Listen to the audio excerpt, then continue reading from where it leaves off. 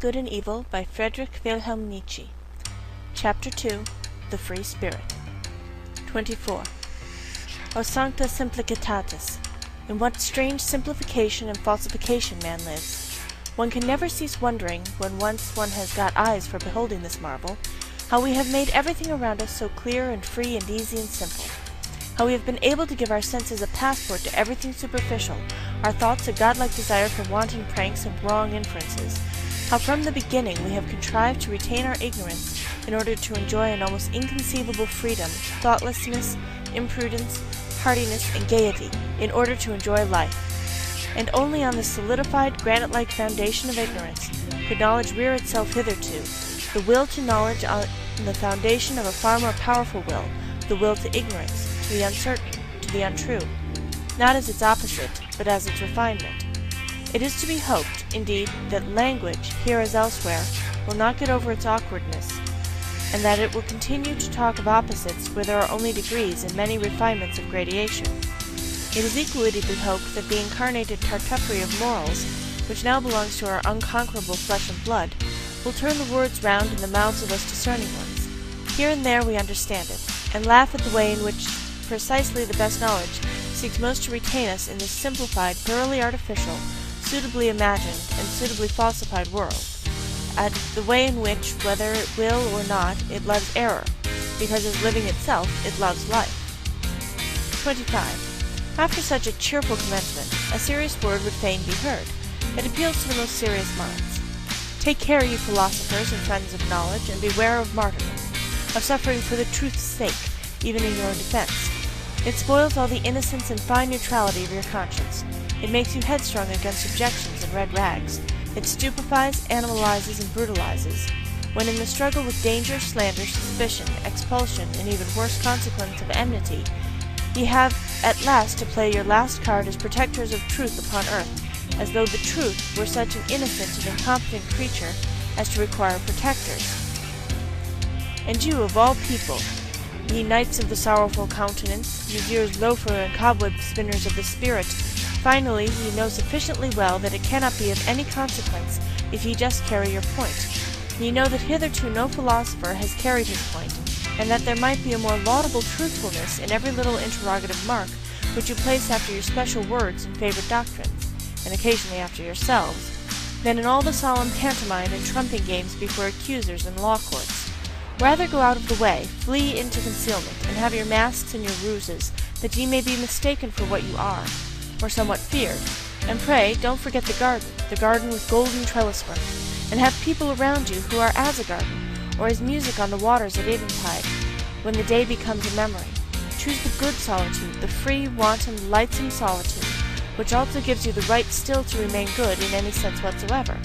How poisonous, how crafty, how bad does every long war make one, for which cannot be waged openly by means of force? How personal does a long fear make one, a long watching of enemies, of possible enemies, these pariahs of society, these long-pursued, badly persecuted ones, also the compulsory recluses, the Spinozas and Gordiano Brunos, always become in the end, even under the most intellectual masquerade, and perhaps without being themselves aware of it, refined vengeance-seekers and poison-brewers.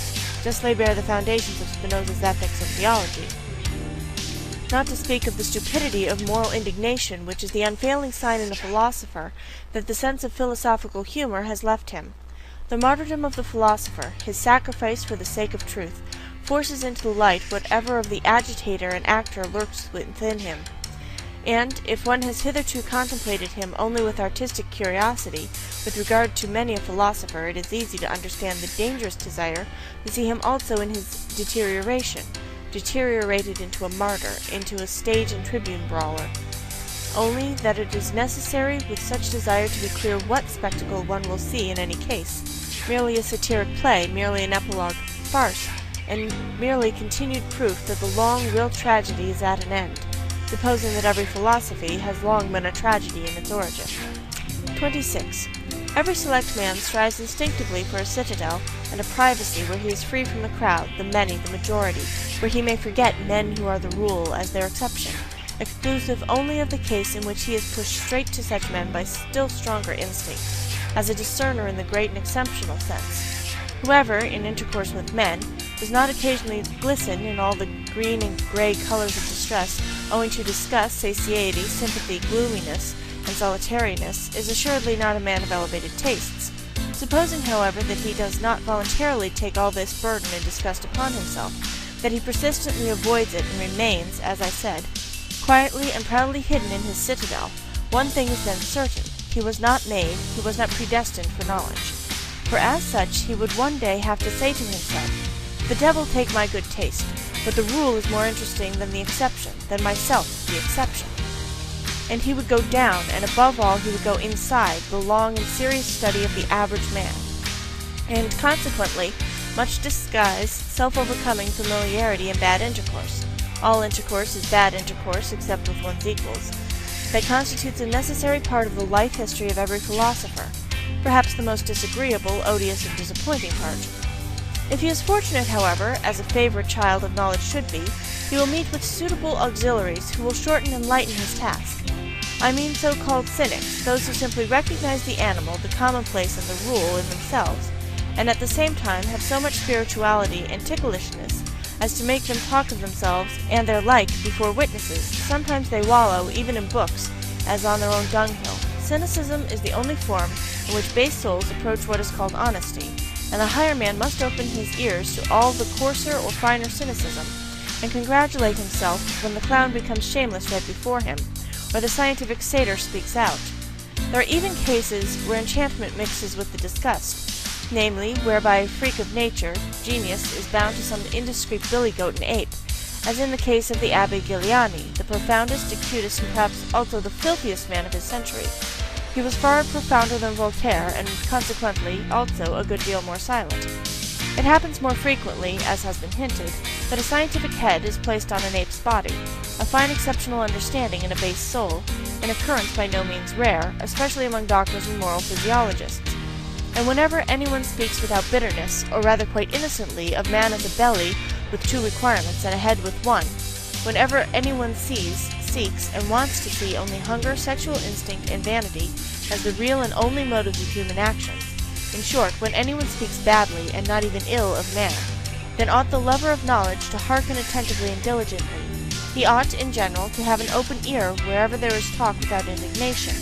For the indignant man, and he who perpetually tears and lacerates himself with his own teeth, or in place of himself, the world, God, or society, may indeed, morally speaking, stand higher than the laughing and self-satisfied satyr, but in every other sense he is more ordinary, more indifferent, and less instructive case, and no one is such a liar as the indignant man. 27. It is difficult to be understood, especially when one thinks and lives Gangastrigati, footnote, like the river Ganges, presto, among those who think and live otherwise, namely Kurmagati, footnote, like the tortoise, lento, or, at best, frog-like, Mandiakagati, footnote, like the frog, staccato. I do everything to be difficultly understood, myself. And one should be heartily grateful for the goodwill and some refinement of interpretation. As regards the good friends, however, who are always too easy-going, and think that as friends they have a right to ease, one does well at the very first to grant them a playground and romping place for misunderstanding. One can thus laugh still, or get rid of them altogether, these good friends, and laugh then also. 28. What is most difficult to render from one language into another is the tempo of its style, which has its basis in the character of the race, or to speak more physiologically, in the average tempo of the assimilation of its nutriment. There are honestly meant translations which, as involuntary vulgarizations, are almost falsifications of the original, merely because its lively and merry tempo, which overleaps and obviates all the dangers in word and expression, could not also be rendered. A German is almost incapacitated for presto in his language. Consequently also, he may be reasonably inferred for many of the most delightful and daring nuances of free-spirited thought. And just as the buffoon and satyr are foreign to him in body and conscience, so Aristophanes and Petronius are untranslatable for him. Everything ponderous, viscous, and pompously clumsy, all long-winded and weary species of style, are developed in profuse variety among Germans. Pardon me for stating the fact that even Goethe's prose, in its mixture of stiffness and elegance, is no exception, as a reflection of the good old time to which it belongs, and an expression of German taste at a time when there was still a German taste, which was a rococo taste in moribus et artibus. Lessing is an exception, owing to his histrionic nature, which understood much, and was versed in many things. He who was not the translator of Bayle to no purpose, who took refuge willingly in the shadow of Diderot and Voltaire, and still more willingly among the Roman comedy writers. Lessing loved also free-spiritism in the tempo and flight out of Germany.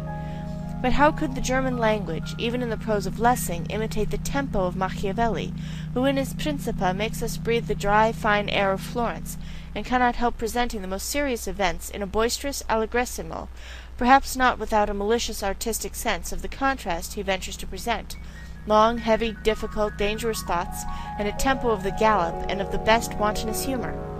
Finally, who could venture on a German translation of Petronius, who, more than any great musician hitherto, was a master of presto in invention, ideas, and words? What matter in the end about the swamps of the sick, evil world, or of the ancient world, when, like him, one has the feet of the wind, the rush, the breath, the emancipating scorn of a wind which makes everything healthy by making everything run?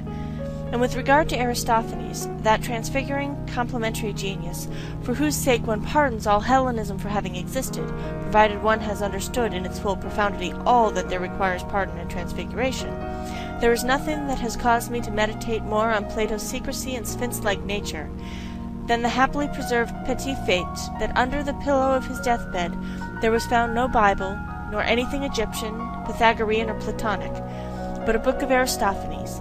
How could even Plato have endured life, a Greek life which he repudiated, without an Aristophanes? 29. It is the business of the very few to be independent.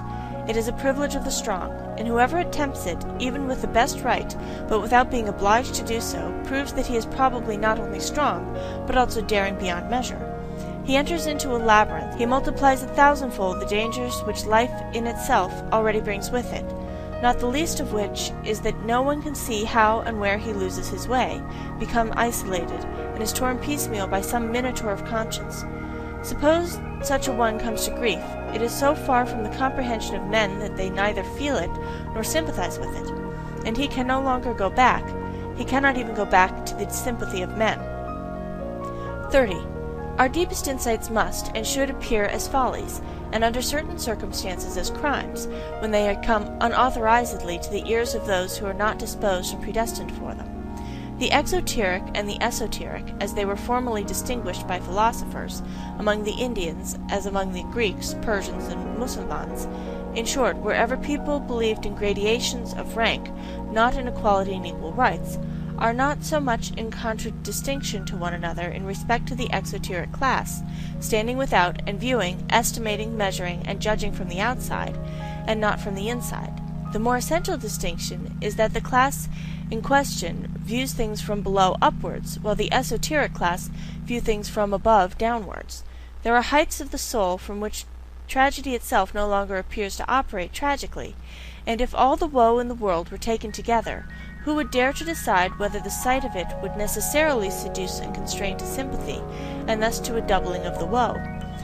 That which serves the higher class of men for nourishment or refreshment must also be poison to an entirely different and lower order of human beings. The virtues of the common man would perhaps mean vice and weakness in the philosopher. It might be possible for a highly developed man, supposing him to degenerate and go to ruin, to acquire qualities thereby alone, for the sake of which he would have been honored as a saint in the lower world in which he had sunk. There are books which have an inverse value for the soul and the health according as the inferior soul and the lower vitality, or the higher and more powerful, make use of them. In the former case they are dangerous, disturbing, and unsettling books. In the latter case there are herald calls which summon the bravest to their bravery. Books for the general reader are always ill-smelling books. The odor of paltry people clings to them. Where the populace eat and drink, and even where they reverence, it is accustomed to stink. One should not go into churches if one wishes to breathe pure air. 31. In our youthful years we still venerate and despise without the art of nuance, which is the best gain of life, and we have rightly to do hard penance for having fallen upon men and things with yea and nay. Everything is so arranged that the worst of all tastes, the taste for the unconditional, is cruelly befooled and abused. until a man learns to introduce a little art into his sentiments, and prefers to try conclusions with the artificial as do the real artists of life. The angry and reverent spirit, peculiar to youth, appears to allow itself no peace until it has suitably falsified men and things, to be able to vent its passion upon them. Youth in itself even is something falsifying and deceptive.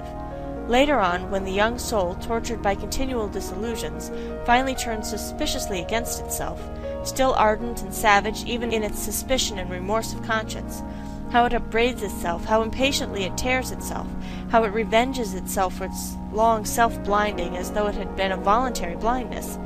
In this transition one punishes oneself by distrust of one's sentiments, one tortures one's enthusiasm with doubt, one feels even the good conscience to be danger, and if it were the self-concealment and lassitude of a more refined uprightness, and above all one espouses upon the principle the cause against youth, a decade later, and one comprehends that this was also still youth. 32. Throughout the longest period of human history, one calls it the prehistoric period, the value or non-value of an action was inferred from its consequence. The action in itself was not taken into consideration, any more than its origin, but pretty much as in China at present, where the distinction or disgrace of a child redounds to its parents, the retro-operating power of success or failure was what induced men to think well or ill of an action. Let us call this period the pre-moral period of mankind. The imperative, know thyself, was then still unknown. In the last 10,000 years, on the other hand, on certain large portions of the earth, one has gradually got so far that one no longer lets the consequences of an action, but its origin, decide with regards to its worth. A great achievement as a whole, an important refinement of vision and criterion, the unconscious effort of the supremacy of aristocratic values and of the belief in origin, the mark of a period which may be designated in the narrower sense as the moral one. The first attempt at self-knowledge is thereby made. Instead of the consequence, the origin, what an inversion of perspective!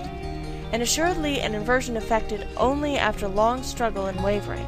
To be sure, an ominous new superstition, a peculiar narrowness of interpretation, attained supremacy precisely thereby. The origin of an action was interpreted in the most definite sense possible as origin out of intention. People were agreed in the belief that the value of an action lay in the value of its intention. The intention is the sole origin and antecedent history of an action. Under the influence of this prejudice, moral praise and blame have been bestowed, and men have judged and even philosophized almost up to the present day. Is it not possible, however, that the necessity may now have arisen of again making up our minds with regards to the reversing and fundamental shifting of values, owing to a new self-consciousness and acuteness in man? Is it not possible that we may be standing on the threshold of a period which, to begin with, would be distinguished negatively as ultra-moral? Nowadays, when at least among us immoralists, the suspicion arises that the decisive value of an action lies precisely in that which is not intentional, and that all its intentionalness, all that is seen, sensible, or sensed in it, belongs to its surface or skin, which, like every skin, betrays something, but conceals still more. In short, we believe that the intention is only a sign or symptom which first requires an explanation, a sign, moreover, which has too many interpretations, and consequently hardly any meaning in itself alone, that morality, in the sense in which it has been understood hitherto, as intention morality, has been a prejudice, perhaps a prematureness or preliminariness, probably something of the same rank as astrology and alchemy, but in a case something which must be surmounted. The surmounting of morality, in certain sense even the self-mounting of morality, let that be the name for the long secret labor which has been reserved for the most refined, the most upright, and also the most wicked consciences of today, as the living touchstones of the soul. 33. It cannot be helped. The sentiment of surrender, of sacrifice for one's neighbor, and all self-renunciation morality, must be mercilessly called to account, and brought to judgment, just as the aesthetics of disinterested contemplation, under which the emasculation of art nowadays seeks insidiously enough to create itself good conscience. There is far too much witchery and sugar in the sentiments for others and not for myself. For one not needing to be doubly distrustful here, and for one asking promptly, are they not perhaps deceptions, they that please him who has them, and him who enjoys their fruit, and also the mere spectator, that is all no argument in their favor, but just calls for caution. Let us therefore be cautious. 34. At whatever standpoint of philosophy one may place oneself nowadays, seen from every position, the erroneousness of the world in which we think we live is the surest and most certain thing our eyes can light upon. We find proof after proof thereof, which would fain allure us into surmises concerning a deceptive principle in the nature of things. He, however, who makes thinking itself, and consequently the spirit, responsible for the falseness of the world, an honorable exit, which every conscious or unconscious vacuitous day avails himself of, he who regards this world, including space, time, form, and movement, as falsely deduced, would have at least good reason in the end to become distrustful also of all thinking. Has it not hitherto been playing upon us the worst of scurvy tricks? And what guarantee would it give that it would not continue to do what it has always been doing? In all seriousness, the innocence of thinkers has something touching and respect-inspiring about it, which even nowadays permits them to wait upon consciousness with the request that it will give them honest answers. For example, whether it be real or not, and why it keeps the outer world so resolutely at a distance, and other questions of the same description. The belief in immediate certainties is a moral naivete which does honor to us philosophers, but we have now ceased being merely moral men. Apart from morality, such belief is a folly which does little honor to us. If a middle-class life and ever-ready distrust is regarded as the sign of a bad character, and consequently as imprudence, here among us, beyond the middle-class world and its yeas and nays, what should prevent our being imprudent in saying the philosopher has at length a right to bad character? As the being who has hitherto been most befooled on earth, he is now under obligation to distrustfulness, to the wickedest squinting out of every abyss of suspicion. Forgive me the joke of this gloomy grimace and turn of expression, for I myself have long ago learned to think and estimate differently, with regard to deceiving and being deceived, and I keep at least a couple of pokes in the ribs ready for the blind rage with which philosophers struggle against being deceived. Why not? It is nothing more than a moral prejudice that truth is worth more than semblance. It is, in fact, the worst proof supposition in the world. So much must be conceded. There could have been no life at all except on the basis of perspective estimations and semblances.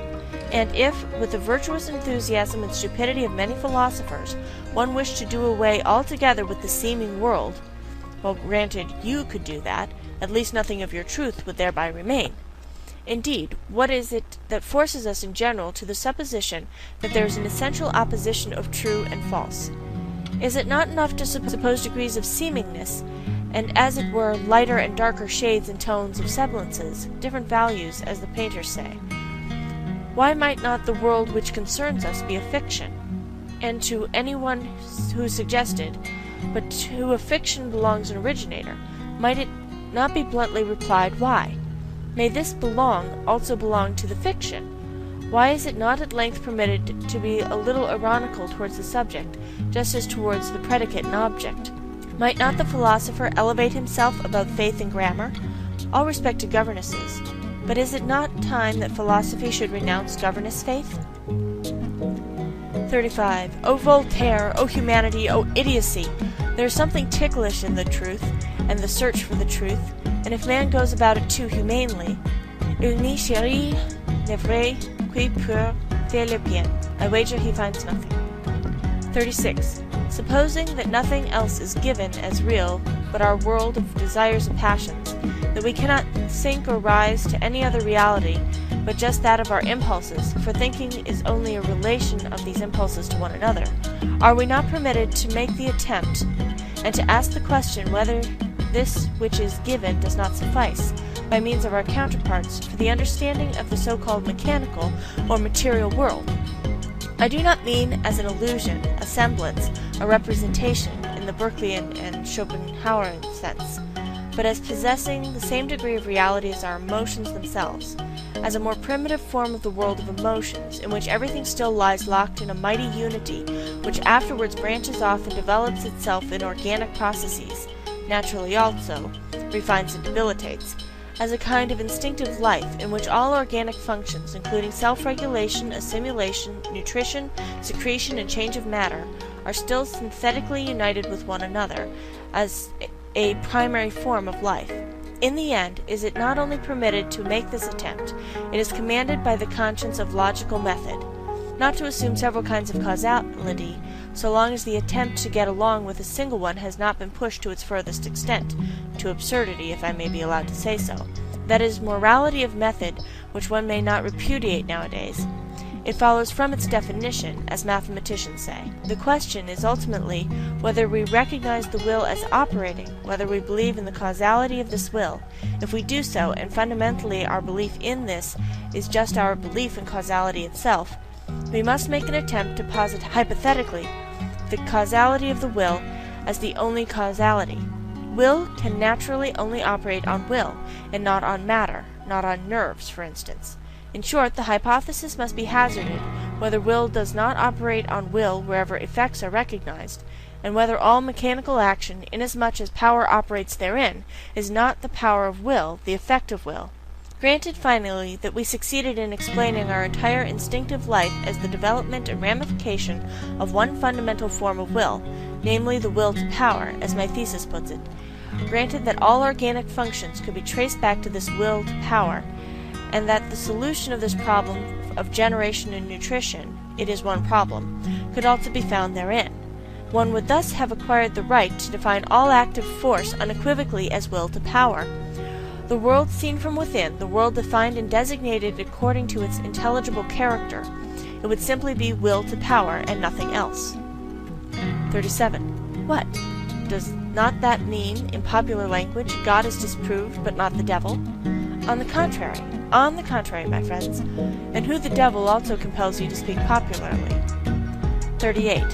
As happened finally in all the enlightenment of modern times with the French Revolution, that terrible farce, quite superfluous when judged close to hand, into which, however, the noble and visionary spectators of all Europe have interpreted from a distance their own indignation and enthusiasm so long and passionately, until the text has disappeared under the interpretation, so a noble posterity might once more misunderstand the whole of the part, and perhaps only thereby make its aspect endurable.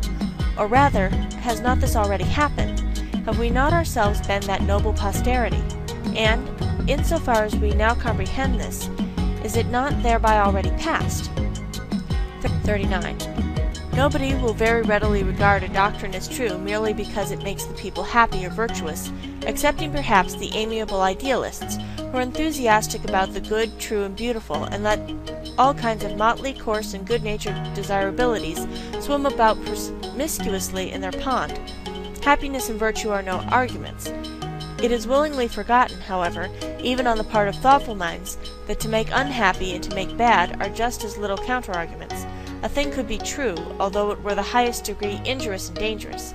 Indeed, the fundamental constitution of existence might be such that one is succumbed by a full knowledge of it, so that the strength of a mind might be measured by the amount of truth it could endure, or speak more plainly by the extent to which it required truth attenuated, veiled, sweetened, dampened, and falsified.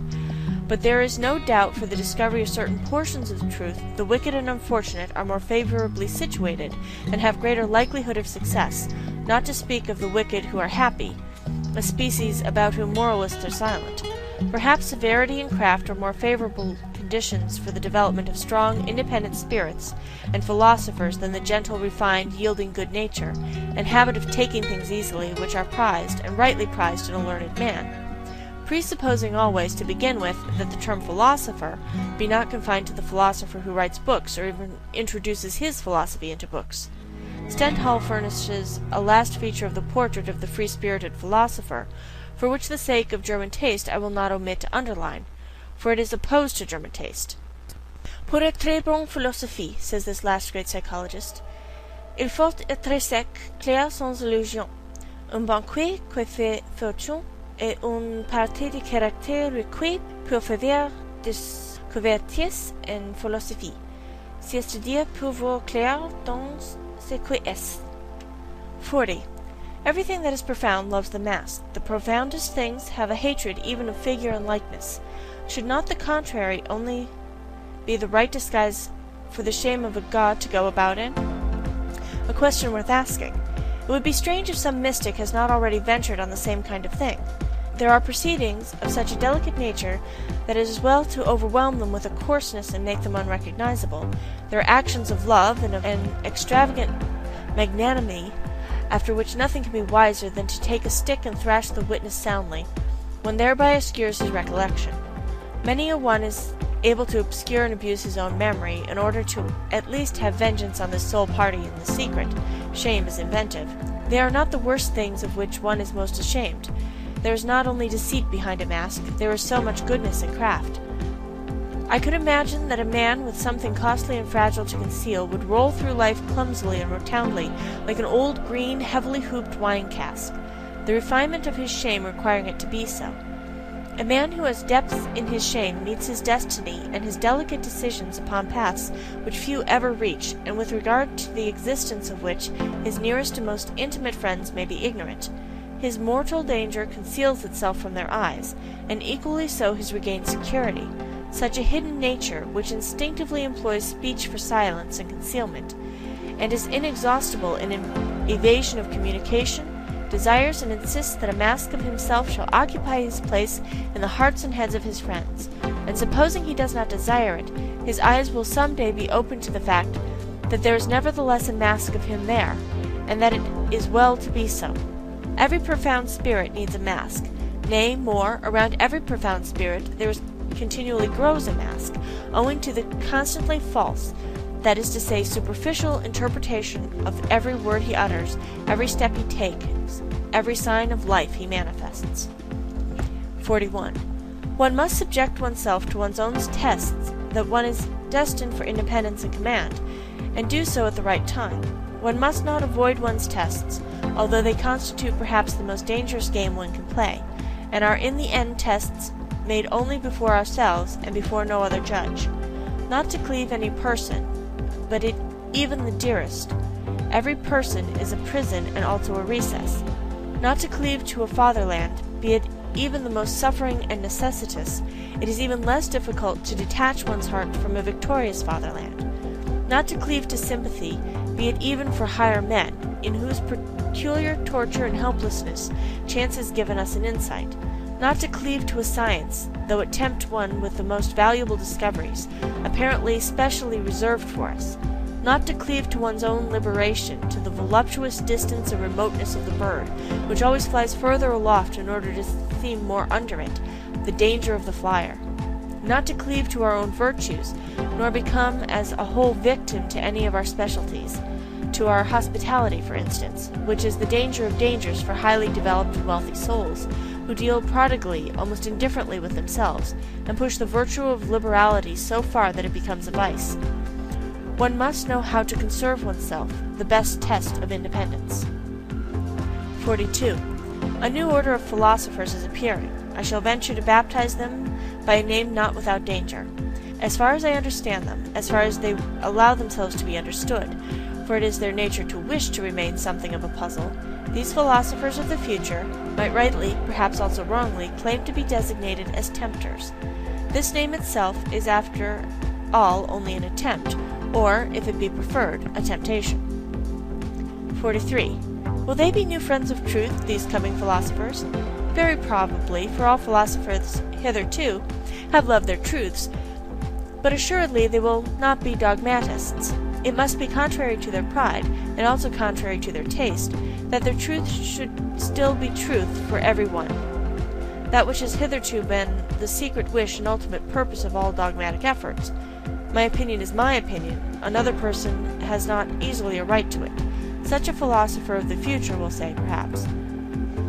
One must renounce the bad taste of wishing to agree with many people.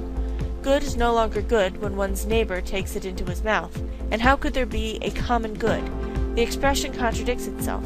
That which can be common is always of small value. In the end, things must be as they are and always have been.